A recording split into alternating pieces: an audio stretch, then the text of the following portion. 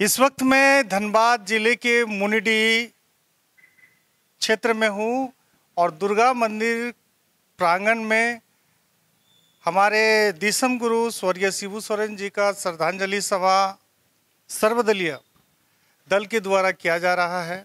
हमारे साथ में रतिलाल टुडू जी हैं जो जेएमएम के जिला स्तर के नेता हैं। हम ये जानना चाह रहे हैं कि जब हमारे दिसम गुरु स्वर्गीय शिबू सोरेन जी की उम्र लगभग 14 साल थी, तब उनके पापा को टांगी से मार दिया गया था, काट दिया गया था। और उनके पापा उस वक्त महाजन के खिलाफ, सूदखोरों के खिलाफ, ये तमाम लोगों के खिलाफ कहीं ना कहीं आदिवासी को एकजुट कर रहे थे।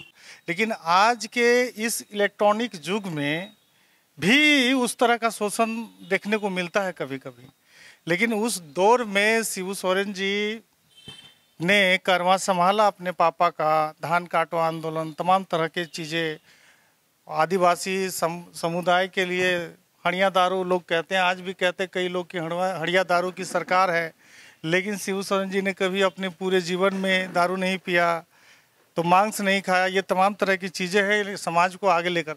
लेकिन आज दादा फिर भी शोषण हो रहा है। आज की परिस्थिति के अनुरूप आप क्या बताना चाह रहे हैं हमारे चैनल के माध्यम से? बहुत सारी बातें अगर मैं बात करूं तो 2-3 घंटा लग जाएगा। देखिए, मैं सबसे पहले मैं आपके चैनल को मैं धन्यवाद दे रहा हूं, जो आपने दिसम गुरु शिबू सोरेन के लिए बारे में पूछा। हम लोग ने दिसम गुरु शिबू सोरेन के बारे में हम लोग सुने हुए बातें बता रहे हैं।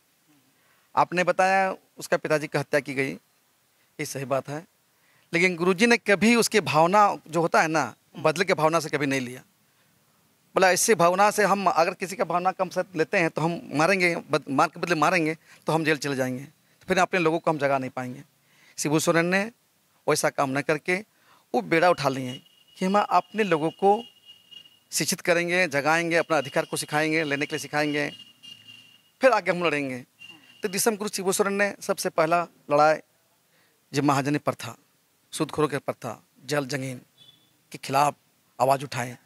जो हम लोग का खेत बाड़ी जो महाजन द्वारा जो खेतों को ले लिया गया था और उसके बदले में हम लोग जो पौने आने दाम में ज़मीन को ले लिया था, सूद के बदले उसके उसी को लड़ाए।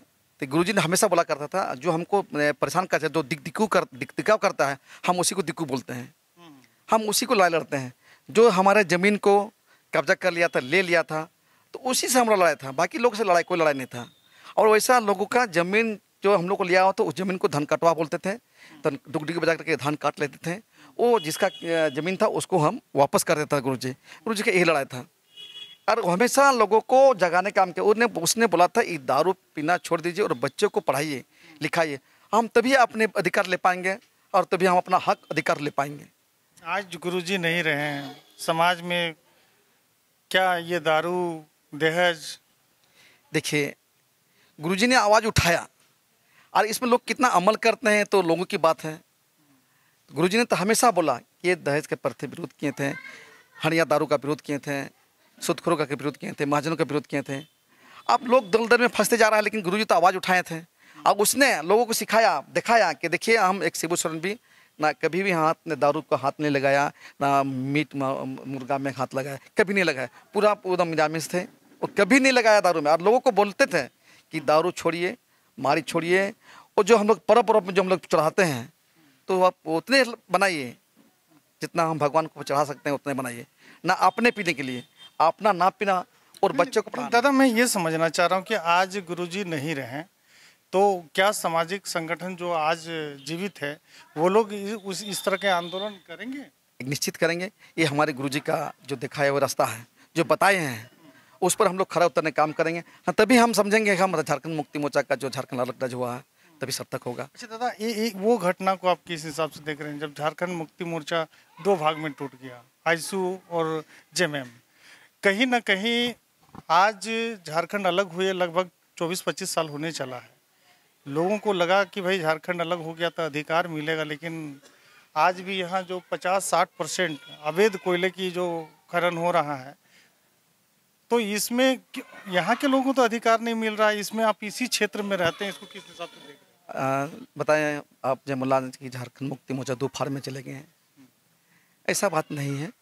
झारखंड मुक्ति मोर्चा गुरुजी ने अरे यहाँ के लोगों को दो भाग में बांटा गया भाई। नहीं, वो देखिए अपना स्वार्थ के लिए जो भी लोग बोले, लेकिन झारखंड मुक्ति मोर्चा एक पार्टी है और उसका सर्वेसर्वा हमारे दिसम गुरु शिबू सोरेन है।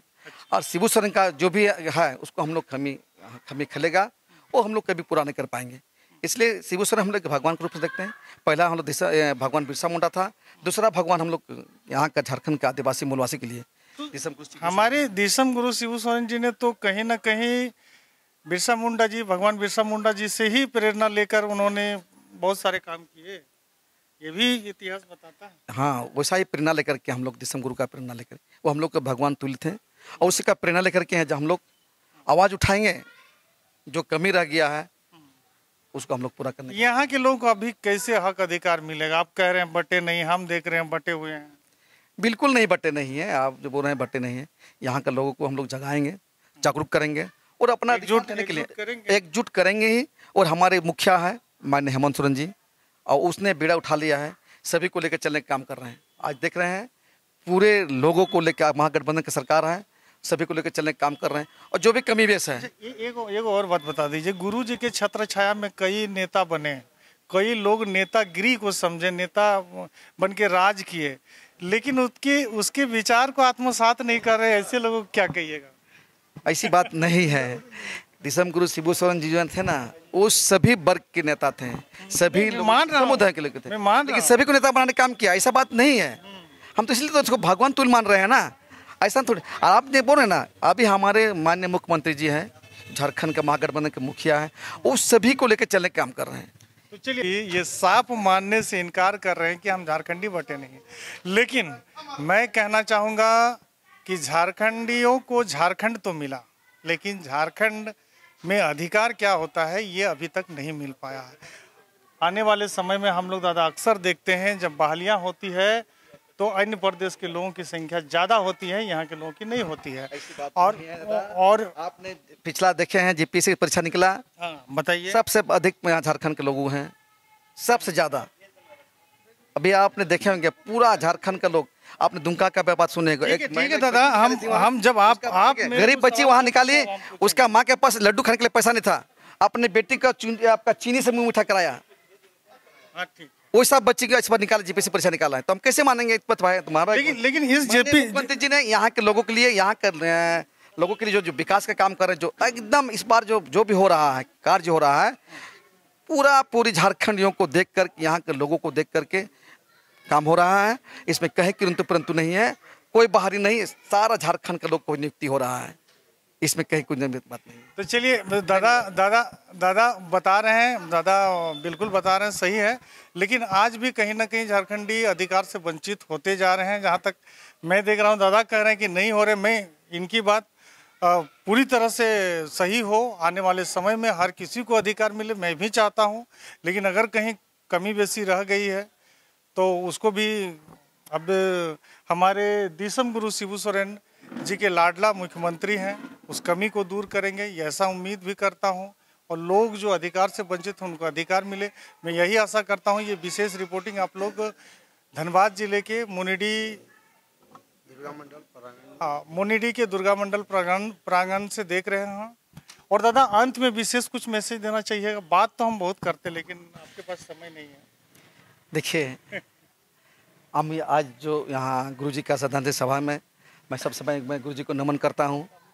और जो भी हमने बताया कि जो भी गुरुजी का जो कमी है उसको हम लोग को पूरा करेंगे। और माननीय मुख्यमंत्री हमारे हेमंत सोरेन जी इस बीड़ा उठा लिए हैं और पूरा कर रहे हैं।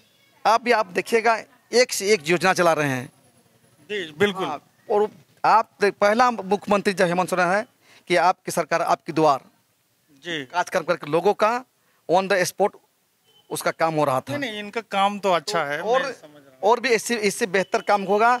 और मुख्यमंत्री जी ने बोल दिया कि आने वाले समय में फिर से हम तीसरा चरण का कार्यक्रम आपके द्वार, आपकी सरकार, आपकी योजना, आपकी सरकार, आपके द्वार का कार्यक्रम होने जा रहा है। माननीय मुख्यमंत्री जी ने बोला है कि तीसरा चरण का भी जरूर करेंगे, वो देखा जाए। हम और जब भी जो हम बता रहे हैं ना, सबसे मुख्यमंत्री हमारे जो है ना, एक से एक झारखंड के लिए हित के लिए जो काम कर रहे हैं। आप लोग देखें, मैं समान योजना देख लीजिए, कहाँ के लोगों को मिल रहा है। झारखंड के लोगों को मिल रहा है, महिला को मिल रहा है, 18 वर्ष से 50 वर्ष तक मिल रहा है। वो तो ठीक है दादा। आइए ठाकुर जी, आइए। क्या कहिएगा आप? क्या कहेंगे हम, बहुत मेहनत हुआ, बहुत मेहनत हुआ, बहुत लड़ाई झगड़ा के बाद राज बना। बहुत सारे लोग कुर्बानी दिए तब ही राज बना है।